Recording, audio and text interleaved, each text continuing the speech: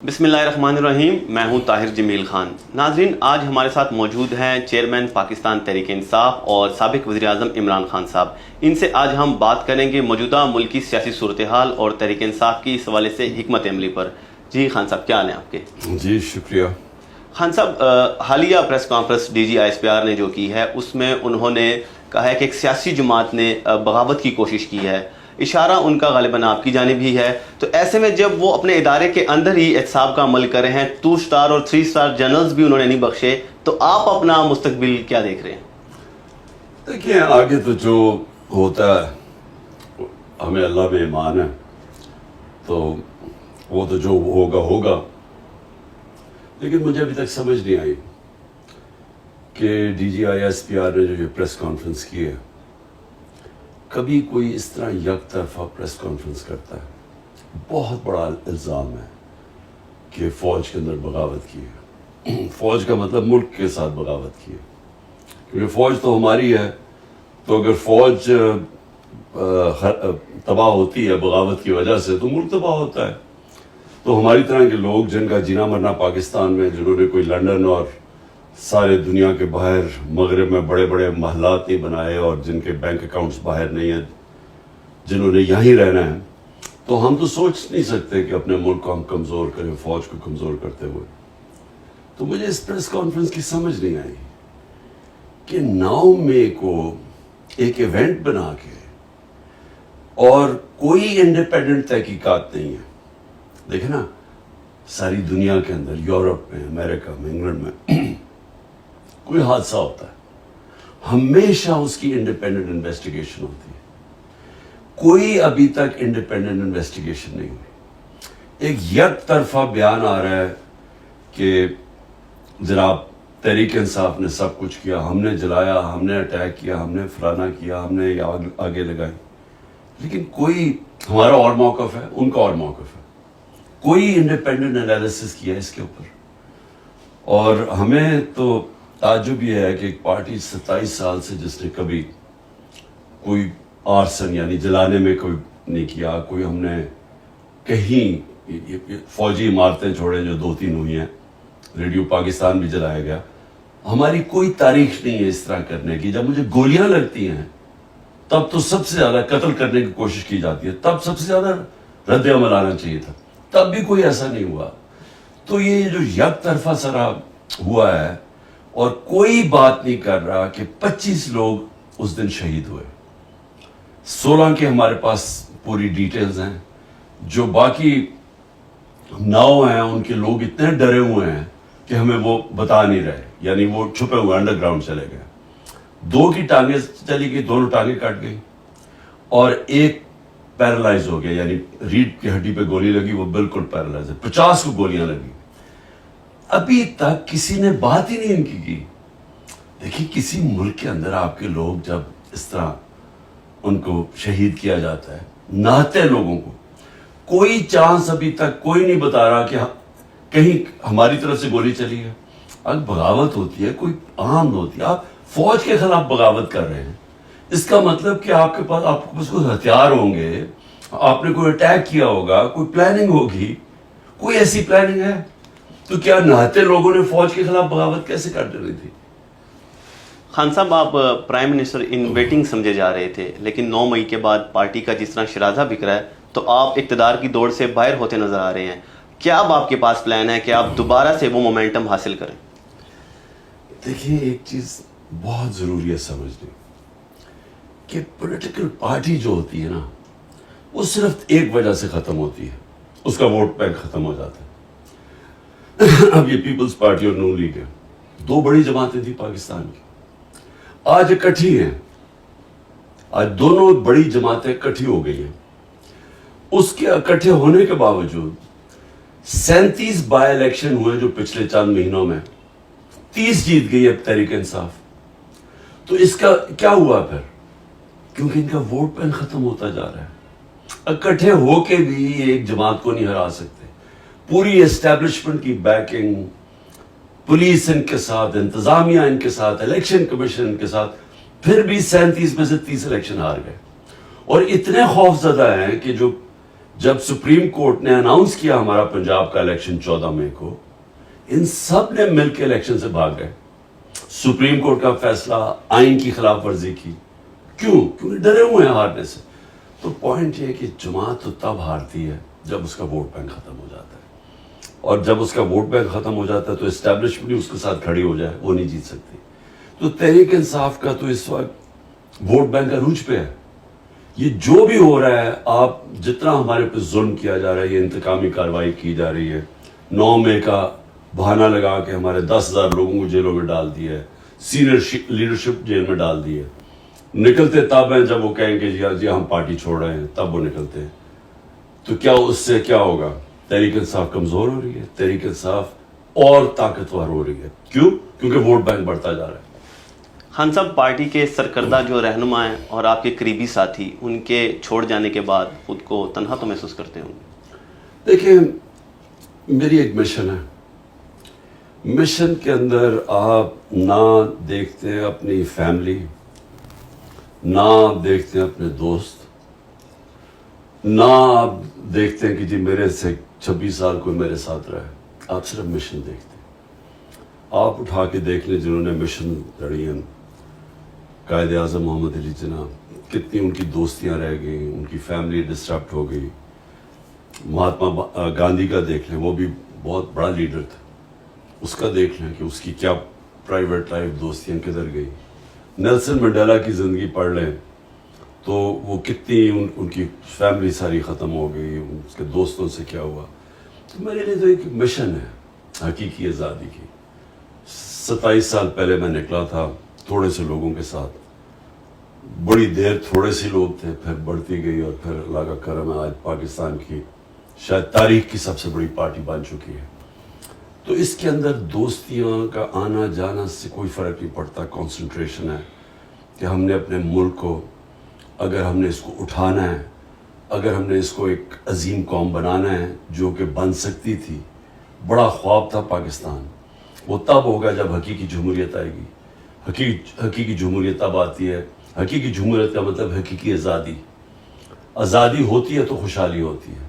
حقیقی جمہوریت تب تک نہیں آ سکتی جب تک رول آف لا یعنی انصاف نہیں ہوتا.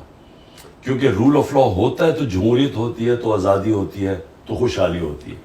تو یہ جو لوگ چھوڑ کے مغرب جا رہے ہیں، یورپ جاتے ہیں، ساؤتھ امریکہ سے امریکہ گھسنے کی کوشش کرتے ہیں، کیوں کرتے ہیں؟ کیونکہ ان ملکوں کے اندر آزاد لوگ ہیں، ان کی آئین ہے، ان کی جمہوریت ہے، ان کے رول آف لا ہے، لیول پلینگ فیلڈ ہے، محنت کا پھل ملتا ہے. لوگ ایک دفعہ اپنے ٹیکس دیں، قانون کے اوپر چلیں، آزاد ہو جاتے ہیں.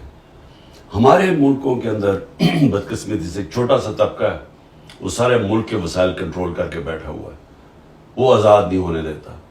اور یہ جو سارے میرے خلاف جو جمع ہوئے ہیں 14 پارٹیز، اسٹیبلشمنٹ، یہ کیوں ہیں؟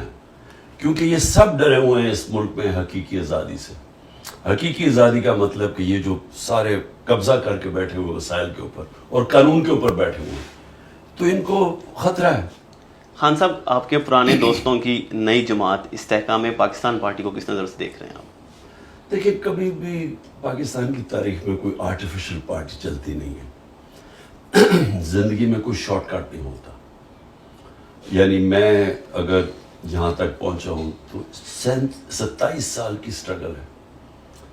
14 سال کی، جس طرح میں نے کہا تھوڑے سے لوگ تھے ساتھ، مذاق اڑتا تھا. آہستہ آہستہ پبلک کے اندر اس کی جڑیں گئیں، اس کا نظریہ گیا، اور آج سب سے بڑی اللہ کا کرم ہے جماعت ہے. لیکن کسی کا خیال ہے کہ اس طرح کی جماعت بنا دو اور ادھر ادھر سے لوگ توڑ کے لے آؤ، تو اس کی پبلک میں تو کوئی روٹس ہے ہی نہیں. خان صاحب، پاکستان کی سیاست میں فوج کے کردار کے کس حد تک آپ قائل ہیں؟ کس حد تک فوج کا کردار ہونا چاہیے اور ہونا چاہیے بھی یا نہیں؟ آپ کا کیا موقف ہے اس بارے میں؟ دیکھیے، ہمارا ایک ملک ایوالو کر رہا ہے. 75 سال کی ہماری زندگی ہے. ہمارا ملک کیسے شروع ہوا تھا؟ ایک سیکیورٹی اسٹیٹ. کیوں؟ ہمیں خوف تھا. ایک دم آتے ساتھ ہی 47 میں آزادی ہوئی، 48 میں جنگ ہو گئی کشمیر کے اوپر. اس کی وجہ سے ایک خوف آ گیا کہ ہم 7 گنا بڑا ملک ہے ہمارا ہمسایہ، اور وہ ہمیں مانتا ہی نہیں ہے. وہ ہمسائے کا خیال تھا کہ پاکستان زیادہ دیر رہے گا نہیں، اور یہ پھر ضم ہو جائے گا ہندوستان میں. اس خوف کی وجہ سے ہماری سیکیورٹی اسٹیٹ اور قوم اپنی فوج کے ساتھ کھڑی ہو گئی, اور قوم یہ سمجھتی تھی کہ فوج کی ہمیں بہت ضرورت ہے.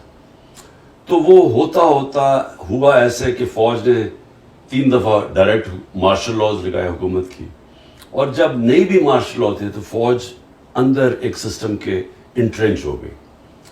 میرا پوائنٹ یہ ہے کہ آگے جب ہم پڑھ رہے ہیں, کوئی بھی جو پرماننٹ چیز ہوتی ہے نا, وہ ہوتی ہے چینج.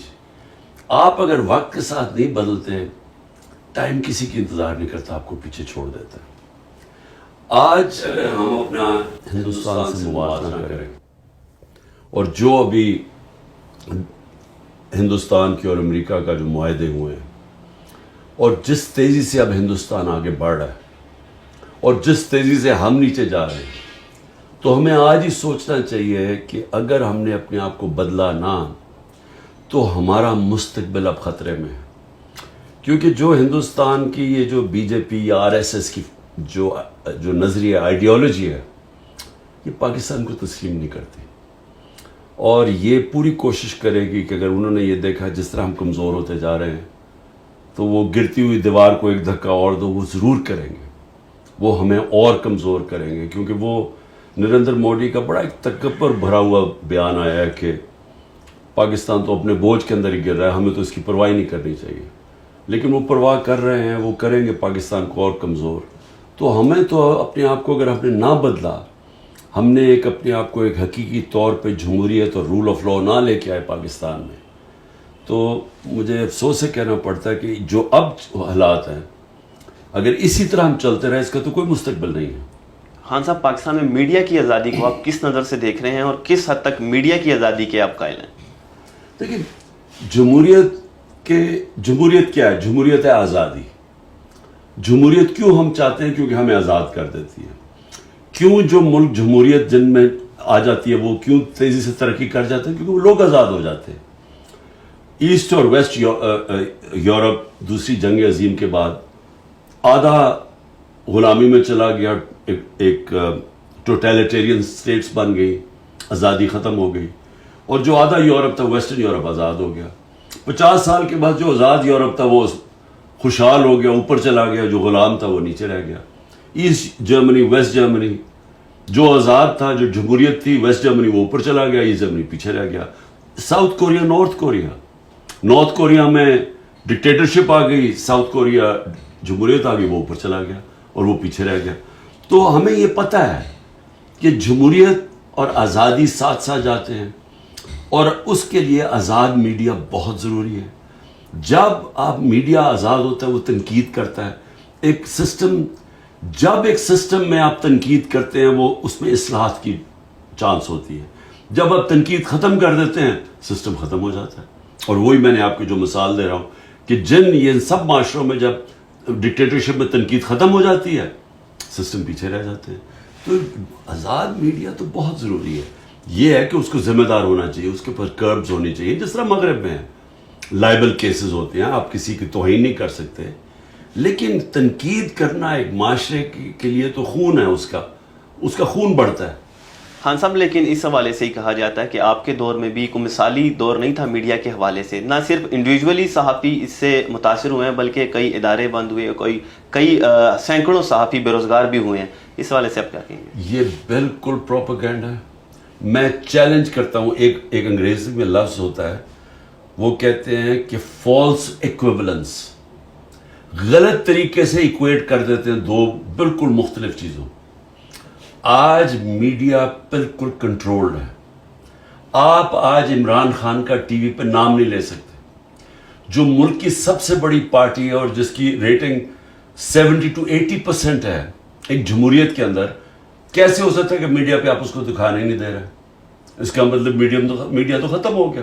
آج تو ٹوٹل سینسرشپ ہے. حکم ملا ان کو کہ نہ عمران خان نہ تحریک انصاف کا موقف نہیں ٹی وی پہ آ سکتا. ہمارے زمانے میں 2-3 انسیڈنٹ ہوئے. اس کے پیچھے اس وقت کیونکہ ہم جنگ سے نکل رہے تھے, وار آن ٹیرر سے, تو وہ سیکیورٹی یہی فوج نے 2-3 لوگوں کے اوپر ایکشن لیا تھا. میری گورنمنٹ نے کسی کے اوپر ایکشن لیا, اور ایک جگہ مطیع اللہ جان کو اٹھایا گیا تھا، ہمیں پتہ چلا، اگلے دن ہم نے اس کو چھڑوایا. یعنی ہمیں اب 4-5 ہمارے بڑے صحافی ملک سے باہر چلے گئے ہیں. ایک کو ملک سے باہر گیا، اس کو قتل کروایا، ارشد شریف کو. اس وقت عمران ریاض 1.5 مہینہ ہو گیا، اس کا پتہ ہی نہیں کدھر ہے، اور عدالت کہہ رہی ہے اسے پیش کرو، اس کا پتہ نہیں ہے. 4-5 سینئر صحافیوں کو مارے پڑوائی ہیں. آپ تو کچھ کمپیئر ہی نہیں کر سکتے ہمارے دور اور اس دور کو. یہ تو مارشل لاء میں اتنے برے حالات نہیں تھے جو آج ہے. خان صاحب، دنیا ایک بار پھر 2 واضح بلاک میں تقسیم ہو چکی ہے. ایک طرف جہاں امریکہ اور اس کے اتحادی یورپی اور دیگر اقوام ہیں، تو دوسری جانب روس، چین اور ایران سمیت کچھ دیگر ممالک ہیں. آپ پاکستان کا مستقبل کس بلاک کے ساتھ دیکھ رہے ہیں؟ دیکھیں، پاکستان کو کسی بلاک میں نہیں شامل ہونا چاہیے. میں اصل میں ہمارے ہیں تو مخالف، لیکن میں ہندوستان کی فارن پالیسی کو بڑی میچور اور بڑی ذہین فارن پالیسی سمجھتا ہوں. ہندوستان نے اپنے آپ کو نان الائنڈ رکھا، مطلب کہ ہم کسی بلاک میں نہیں ہیں. جب کولڈ وار تھی اور ہم بلاکس میں چلے گئے، اور اس کے انہوں نے سب سے اپنے تعلقات رکھے، امریکہ سے بھی رکھے، روس سے بڑے کلوز تعلقات تھے. اب چین سے ہے تو ان کی تھوڑی آپس میں کانفلکٹ ہے، لیکن چین کے ساتھ ان کی اربوں ڈالر کی ٹریڈ ہے. تجارت چین سے بھی کر رہے ہیں، روس سے سستا تیل لے رہے ہیں. امریکہ کے ساتھ ابھی وہ الائنس کر لی ہے کہ ہر قسم کا انہوں نے کبھی اس طرح کی اسٹریٹجک الائنس، اکنامک، ٹیکنالوجی، جس طرح کی وہ الائنس کی ہے. تو پاکستان کدھر کھڑا ہے آج؟ ہمیں اپنا سوچنا چاہیے نا. ہم پہلے پھنس گئے جا کے ایک بلاک میں، امریکہ کی ہم خدمت کرتے رہے. اس کے بعد جب ہمیں ضرورت ہوتی تھی تو امریکہ ہمیں استعمال کرتا تھا، اور ہم وہ استعمال ہوتے تھے. افغان جہاد میں ہم استعمال ہوئے، جب استعمال ٹیشو پیپر کی طرح استعمال کر کے پھینک دیا گیا. پھر وار آن ٹیرر میں استعمال ہوئے، پھر وہ ختم پھینک دیا گیا. تو یہ تو ہمارا اپنا قصور ہے. ایک خوددار فارن پالیسی ہونی چاہیے، غیرت ہونی چاہیے، قومی غیرت، ایک اپنے پیر پہ کھڑا ہونا چاہیے. ہمیں اب سب سے اچھے تعلقات رکھنے چاہیے. ہمیں امریکہ سے بھی اچھے رکھنے چاہیے، چین سے بھی، روس سے بھی، سب سے. کیونکہ ہمیں تو ایک امن چاہیے پاکستان میں. ہمیں کسی کی جنگ کے اندر شرکت نہیں کرنی چاہیے. میرا بالکل موقف ٹھیک تھا کہ روس اور یوکرین کے بیچ ہمیں نیوٹرل رہنا چاہیے. اس گورنمنٹ نے آ کے یوکرین کا ساتھ دینا شروع کر دیا، اور پھر کہتے ہیں جی روس نے ہمیں سستا تیل نہیں دیا. تو یہ تو ہمارا اپنا، ہمیں کیوں ضرورت ہے؟ کیا کوئی ہماری کانفلکٹ میں شرکت کرتا ہے؟ ہمارا اب کشمیر کا مسئلہ بنا ہوا ہے. انہوں نے، ہندوستان نے یونائٹڈ نیشنز کی سیکورٹی کاؤنسل ریزولوشن کو باہر پھینک کے ان کی اسٹیٹوٹ ختم کر دیے. 5 اگست 2019 میں. کیا کسی نے ہماری مدد کی؟ کوئی ہمارے لیے بولا ہے؟ تو ہم کیوں کسی کی جنگوں میں شرکت کریں؟ خان صاحب، آپ امریکہ پر الزام لگاتے تھے اپنی حکومت کے خاتمے کا. آپ آج بھی سٹینڈ کر رہے ہیں اس الزام پہ؟ دیکھیں، جو حقیقت ہے وہ تو ہے نا حقیقت، کہ ایک 6 مارچ کو میرے پاس ایک سائفر آتا ہے، کوڈڈ میسج، سیکرٹ میسج اپنے امبیسڈر سے واشنگٹن میں، اسد مجید سے، کہ ان کو ایک American under secretary of state نے کہا کہ عمران خان کو اگر تم نہیں ہٹاؤ گے ووٹ آف نو کانفیڈنس میں، تو ہم تمہارے لیے، پاکستان کے لیے کانسیکوینسز ہوں گے. تو یہ تو حقیقت ہے، کیونکہ وہ سائفر تو میں نے اس میں بھی کیبنٹ میں رکھا، نیشنل سیکورٹی کاؤنسل میں رکھا، کہ ہمارے ملک کی توہین ہے یہ، کہ ایک دوسرے ملک کا ایک آفیشل کہہ رہا ہے کہ ملک کے الیکٹڈ پرائم منسٹر کو ہٹا دو. تو وہ تو فیکٹ ہے. لیکن بعد میں ہمیں جب چیزیں آہستہ آہستہ پتہ چلی، ایک فائرہ ہے انگلینڈ کے اندر، امریکہ کے اندر، جس کے اندر آپ کو رجسٹر کرنا پڑتا ہے. کوئی بھی فورن لابسٹ ہو اس کو رجسٹر کرنا پڑتا ہے. کسی ملک سے اگر کوئی لابی کر رہا ہو تو اس میں پتہ چلا کہ حسین حقانی کو ہم نے $30,000 دیے تھے، اور جنرل باجوہ نے اس کو پیسے دلوائے تھے اپنے لیے لابی کرنے کے لیے میرے خلاف، کہ عمران خان اینٹی امریکن ہے. تو یہ یعنی سازش تو ادھر سے شروع ہوئی، تو ادھر اس کے بعد ادھر سے سائفر آیا. خان صاحب، ایک تاثر عام ہے کہ آپ کے دور میں آپ پاکستان میں چینی منصوبوں پر تحفظات رکھتے تھے. آج کی تاریخ میں سی پیک پر آپ کا کیا موقف ہے؟ دیکھیں، پہلے تو یہ بالکل ہی غلط ہے. ہمیں بلکہ الٹا کہا جا رہا تھا. جنرل باجوہ ہمیں کہتا رہتا تھا کہ تم بہت زیادہ چائنا کی طرف چلے گئے ہو، امریکہ ناراض ہو جائے گا. ہمیں تو وہ الٹا کہتا تھا. تو ہمارا تو یہ ہے کہ چائنا ہمارا 70 سال پرانا دوست ہے اور چائنا ہمارے ساتھ ہر اچھے برے وقت میں کھڑا ہے اور ہمیں ہمیشہ چائنا سے تعلقات ہمارے اس لیے اچھے ہونے چاہیے کہ فیوچر میں چائنا ایک وہ پاور نکل رہی ہے اکنامک پاور، میرے نہیں خیال میں اس کا کوئی مقابلہ کرے گا. تو ہمیں تو ان سے ہر قسم کی ہیلپ کی ضرورت ہے چائنا سے. سو ہم نے تو پوری کوشش کی کہ ہمارے تعلقات بہتر ہوں. بدقسمت ہے 2 سال کووڈ-19 آ گیا. کووڈ-19 کی وجہ سے 2 سال چائنا بند ہو گیا.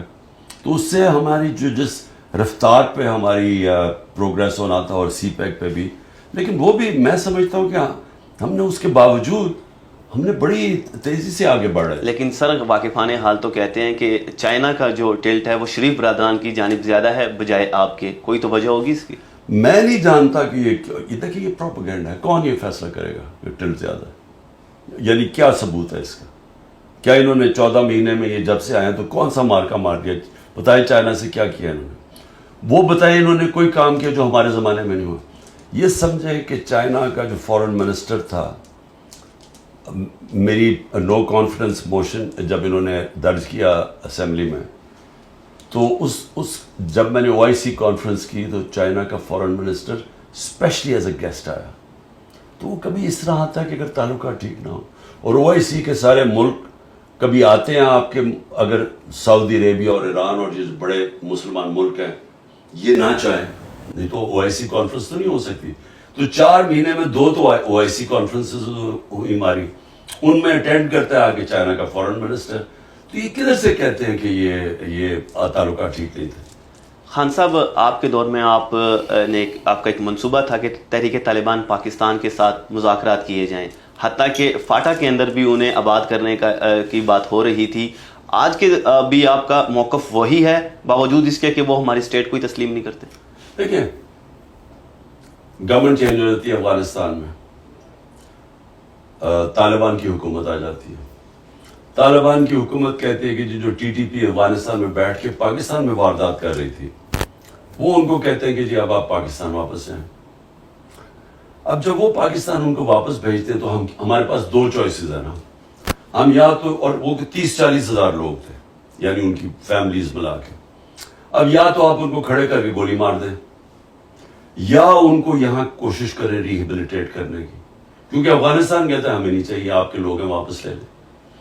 تو دیکھیں جو عقل والی چیز تھی نا وہ یہ ہے کہ ان کو سیٹل کرتے ہیں، ہم ان کو ریہیبلیٹیٹ کرتے ہیں.